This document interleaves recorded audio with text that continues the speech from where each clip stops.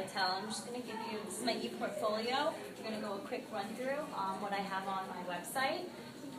Here's my homepage and a little bit about myself at the bottom, and what I got taking a practice exam in the CST, which you could always quiz yourself to see if you need some practice before you take the CST.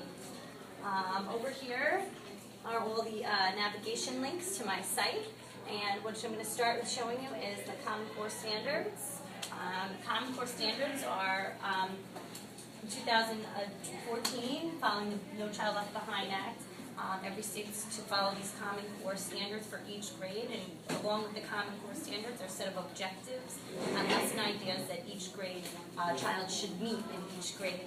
There's a little video on someone explaining exactly what the Common Core Standards are. So if you come down to the bottom, here they are. I have the links to the ELA, Math, Science, and Social Studies link.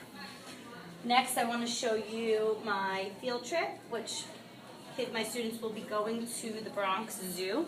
And at the Bronx Zoo, before they go, if you check out the website, parents can register to chaperone by clicking this link. The Panda Cam, which I have to the San Diego Zoo, so students can actually find out, show you orangutan cam, or about a little bit about the animals that they might see at the Bronx Zoo. There's also a puzzle for kids to play, to interact them, to get them engaged before, so they would have to move the pieces around to figure out where they would be going. So you could play around with that.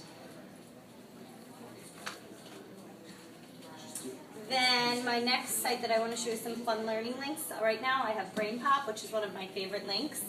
You can find lots of activities and lessons that explain in an interactive video what you will be learning. So any subject from science to social studies, math, and any grade level. They have Brain Pop Junior as well.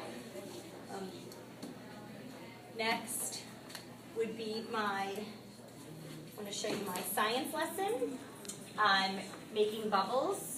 Students would be using vinegar and water in a water bottle and using baking soda in a balloon to see what would happen if they mixed it together. And there's also a couple other links to other lessons involving balloons and activities that students could be engaged to try.